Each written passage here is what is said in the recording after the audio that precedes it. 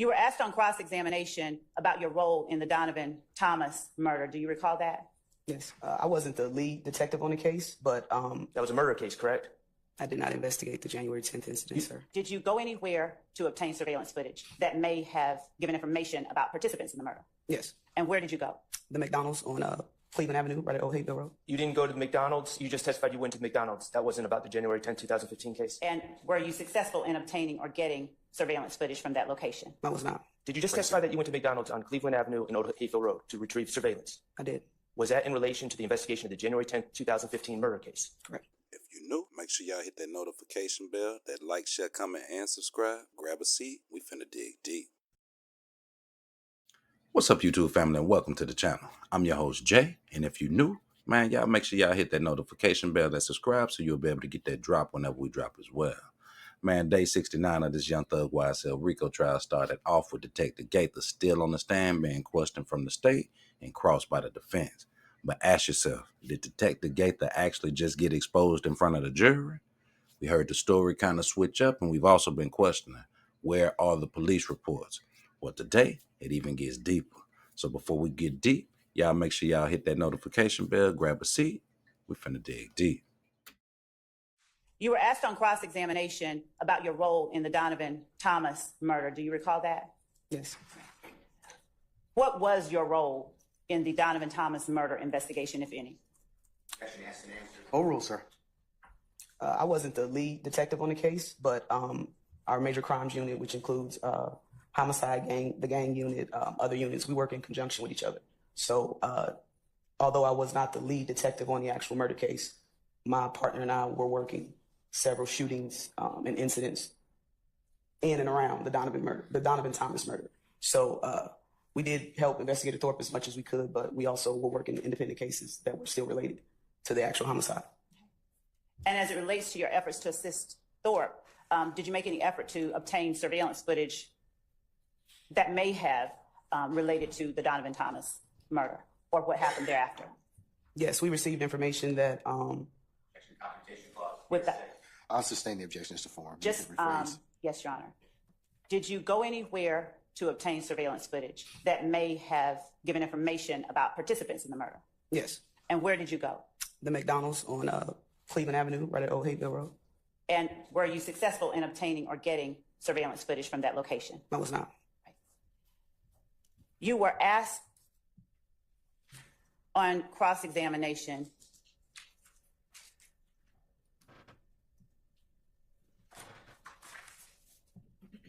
about whether or not anyone had been tried or was anyone on trial at the time of January 16, 2015, that the video that was played for the jury yesterday was posted on Demekion Garlington's account. I'll sustain this as a formal question. You can rephrase. Do you recall the video shown to the jury where Jeffrey Williams said, if you come into the court and tell the God's honest truth, you need to get killed? That's for me and YSL. Mr. Steele, please make a valid objection and don't speak. Form of the question is not a fair summary. That's not an objection, sir. Okay? Just Question being asked. is what? To your knowledge, by the time that, by January 16, 2015, had persons made any, come forth and made any statements regarding things that they knew about this crime, the Donovan Thomas murder? Yes.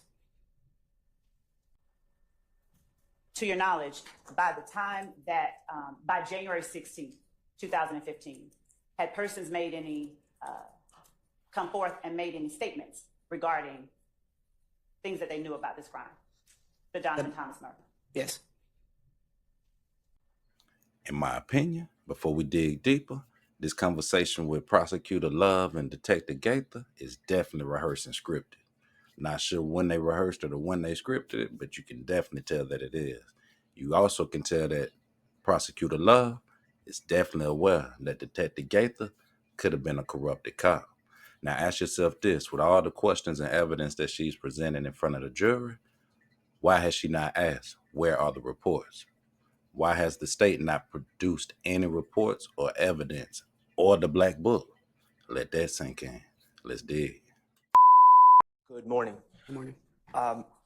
You were, that January 10th, 2015 case that you were investigating going to the McDonald's, that was a murder case, correct? Objection as to the form of the question. Overruled. That was a murder case, correct? I did not investigate the January 10th incident, sir. You didn't go to the McDonald's, you just said McDonald's. That wasn't about the January 10th, 2015 case? You, Your Honor, I object. Basis. Form of the question. I'll sustain the objection. Did you just testify that you went to McDonald's on Cleveland Avenue and Old Hayfield Road to retrieve surveillance? I did. Was that in relation to the investigation of the January 10th, 2015 murder case? Correct. Okay. Surely, as you were working a murder case, you would have written a report about your effort in the surveillance, correct? Not necessarily, no. So did you write a report or did you not write a report about going to the McDonald's on Old Hayfield and Cleveland Avenue in search of surveillance? There was nothing to write, sir. So you did not write a report? There was nothing to write, sir. Okay, so now I'm going to ask you a question. Ask you for an answer. Did you write a report? Your Honor, I object. Ask him the answer. I sustain the I haven't objection. received an answer, Your I Honor. sustain the objection. Okay. What day did you go to the McDonald's to obtain this surveillance? It's the day after I spoke with a witness that gave me the information. I believe that day was the 26th, I believe, the 26th or the 28th, somewhere in that range. Okay. 26th to 28th. And do you or anyone else that you know of have a report reflecting that you went on the 26th or 28th? Objection. Ask an answer. Sustained. Okay. Did you speak to at the McDonald's? What was their name?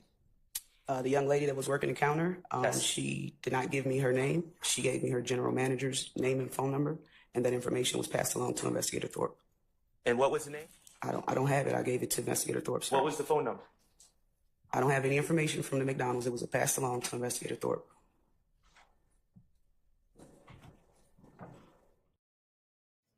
Wait a minute. Whoa. I'm confused. So for the state, you went to McDonald's and you couldn't get anything, but for the defense, you never went to McDonald's. But you did. Did Detective Gaiter just get caught lying on the stand in front of the jury? Man, listen, this case is definitely interesting. And even more ironic is that all of the evidence that the state has presented has been alleged and speculated. But what they're not speculating is that Thug and YSL has something to do with Big Nut. For some reason, it's a lot of emphasis on the Big Nut situation. Let's dig. Clarifying questions about what you just were talking about? Absolutely. All right. You went to McDonald's 150, correct me, 150 Cleveland Avenue, does that sound right? I'm not sure of the exact address, but it's at the intersection of Cleveland Avenue and Old Hayfield Road. You're with Detective Dennis? Yes. All right. Anybody else with you? No, in our vehicle? Or No. in the McDonald's? just Investigator Dennis and I and whoever was in McDonald's. You're there on or about January 26th, 27th, or 28th? Does that sound right, 2015? That's what I just stated, sir. Yes, sir. You, along with, in lockstep, Detective Dennis, speak with the counter person, the person working at the counter at McDonald's. Fair to Correct. say? Objection. Your Honor, ask him the answer. I sustain the objection. You get the name and a telephone number to a manager at McDonald's. Is that fair to say? Sir, I just stated that. Yes, sir. Okay. You pass that information along to Homicide Detective Thorpe, City of Atlanta. Yes, sir. And he is the person, Thorpe, fair to say? Is that how he spells his last name? THROPE. Yes, sir. And you pass along that information to Detective Thorpe. The Yes, phone sir. number. Did you, Detective Dennis, do anything further to obtain the surveillance video from that McDonald's? It was nothing else to do, sir. Because it's Detective Thorpe as the lead detective, is that why? Correct. I was given the information that particular persons were at the location shortly after homicide. I was proactive in going to the McDonald's, went there, it was video cameras outside. The young lady was not very helpful. She obviously knew that we were police officers and she was not willing to give us information regarding their camera systems. So I asked for her general manager's phone number and name, which she gave me, and I in turn passed it along to Investigator Thorpe. And that was pretty much it as far as as far as you know, I'm not asking you to speculate, Detective Dennis's involvement with obtaining information for the video. I did not do anything further to obtain video. Okay. Let's talk about, you mentioned with the ladies and gentlemen jury, and I don't remember the address. If you can tell them where it is, that would be helpful. The Green Store. Can you tell them where that's located? It's at the intersection of Glen Street and I believe it's 490 Glen. I think that's the address, 490 Glen Street. Thank you. And I call it the Green Store That's the neighborhood name for it. It's the Bright Green Store. Okay. Do you know? See, this is why YSL Steele is here for the win. See, he already is aware that a lot of this information you just don't recall or remember from 10 years ago. So we know that it's scripted. But Steele is here to actually test your police work versus your memory versus your scripts. Let that sink in. Detective Gaiter, we got some questions for you. Let's dig. Not take Kenneth Copeland's cell phone from him or seek a warrant to do so. I sustain the objection. Okay. It's a tough crowd this morning. With regards to... You disregard the commentary, Mr. Steele. Okay? All right. With regards to it is not favored. Remember saying that it's not favored for people to speak with the police? Remember saying that just a couple of minutes ago? Favor is your word. It may be. No, I didn't say favor, sir. Okay. Whatever word you have. That premise. Mm-hmm. Were you aware that Jeffrey Williams encouraged Kenneth Copeland to go to the Hold on. police department? Hold on. Ms. Weaver's pretty good, but only one person at a time. The question you started to ask Mr. Steele is objectionable, so I'm going to sustain the objection. Do you have any information that Jeffrey Williams did not Let him finish. Let me see what it says. Encourage Kenneth Copeland to speak with law enforcement on the early morning hours of January 11, 2015? I'm going to sustain the objection. It's improper.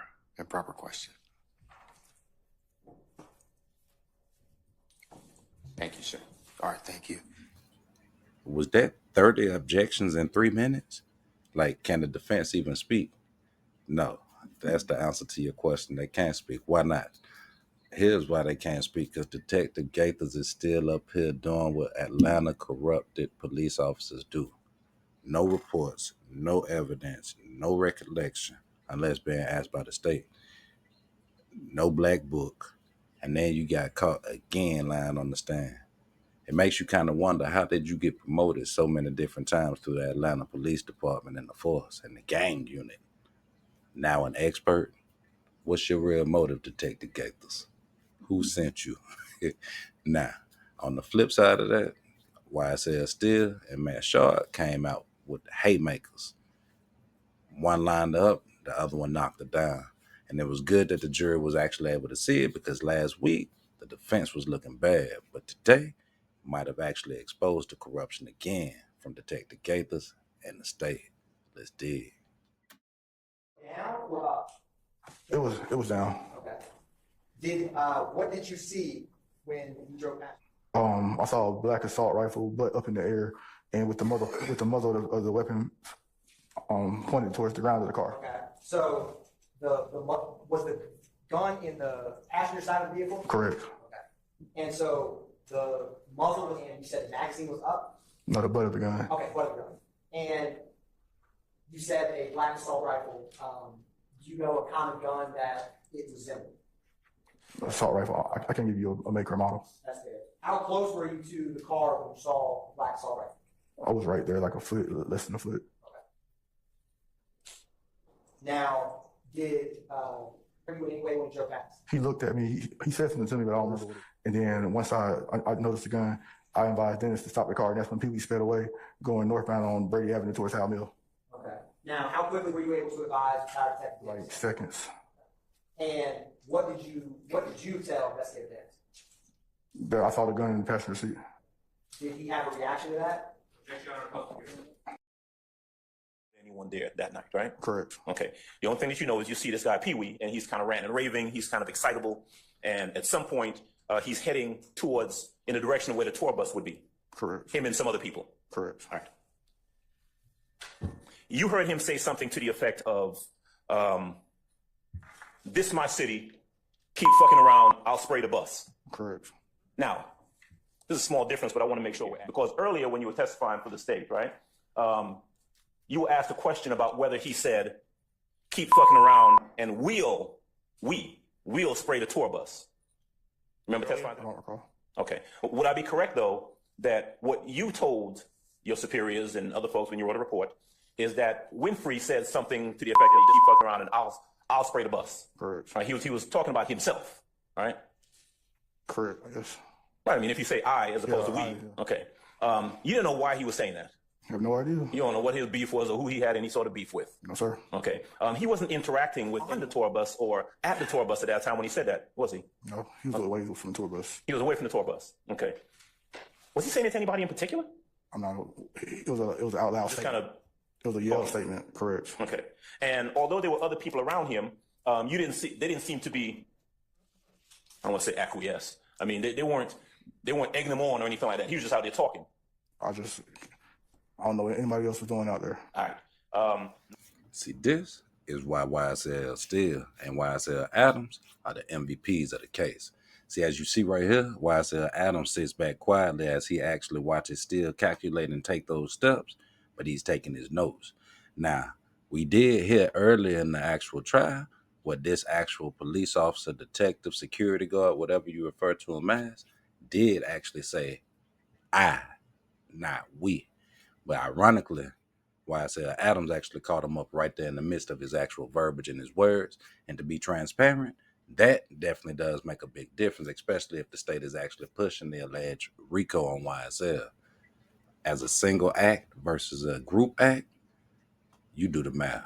Let's dig. But you thought that was kind of odd. Correct. And so you told Dennis, Investigator Dennis, who was near there with you. He was doing security that night as well? Yeah. Okay. You told him what you observed. Correct. Investigator Dennis then took off, right? No. Okay. What did he do then? I'm not sure, but he sped away at that point. Okay. All right. And then did Dennis do anything after that? I don't recall what Dennis did. Okay. And that was pretty much it in terms of what you observed that night, right? Correct. Okay. You did not have any further involvement in anything that happened after that? No. You don't know anything that happened after that? Correct. If anything happened, you don't know why it happened after that? Correct. Okay. And so the only person that you're really able to tell this jury anything about is what Jimmy Winfrey, what you observed him do that night? Correct. Okay. About a month later, someone contacts you, someone from APD, I guess, tell me if I'm right or wrong, contacts you and says, look, you got to write a report. Correct. And you did? Yes. And everything you put in that report was everything that you just testified to this jury? Correct. All right. And when you saw Jimmy Winfrey in that white Camaro Z28 a few minutes later, he was riding by himself, correct? Correct. And you observed a gun in the car with him, correct? Correct. Okay. And you did not notice any other cars that appeared to be riding in tandem with him, did you? Correct. And you didn't know anything like that in your report, did you? Okay. I have nothing further. Thank you. Thank you, sir. So as you can clearly see, today was definitely a W for the defense. Matt Shaw, YSL Steele, and YSL Adams. Oh my Jesus. And then look what happened. Not one, but two of the state's witnesses actually got caught in lies right there in front of the jury. Imagine how impactful that must be. Now, on the flip side of that, they also still haven't proved that Young Thug had any connections with the Lil Wayne bus shooting or that this was any type of furtherance of the gang. But what they did prove with the state, which we definitely got to send our hats to, is that each one of their state witnesses that cooperated have clearly proven and exploited the actual corruption right there in the Atlanta Police Department, whether it was with Detective Dennis, Detective Gaither, the prosecutor, the DA, or even the police officer that had been doing the investigation. The only person that has not been a different witness or changed their story up on the stand is the 911 dispatch caller. Now, salute to her, because we're not going to even talk about her and put her into this situation or this case because she's clearly just doing her job. But those that was involved as far as the detectives, seems like y'all did more than just your job. So is it possible that this is all just one big play from the state, knowing that the detectives that they've had investigating these cases over the time have actually all shown their hands and revealed their true colors, from Detective Gaither to Detective Quinn to Detective Dennis?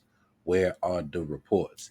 Now, interesting that all of the suspects and those that cooperated that were former alleged YSL members, it's interesting that even though they cooperated and worked with the state, even paid the $20, it seems that the state actually turned their back on them in the end. So ask yourself this: is it possible that maybe DK, aka Walter Murphy's attorney, Mr. Jacoby, is actually part of the play? Or is this a bigger play from the state? Man, it's your boy Jay. Until next time, y'all make sure y'all jump in the comments. Let me know what y'all think about day 69 of this Young Thug YSL Rico case. Was this definitely W's for the defense? Did they rebound from last week? Or is it something more at play from the state? Till next time, y'all stay safe, stay vigilant, and remember, the life you save might be your own. Until next time, gone.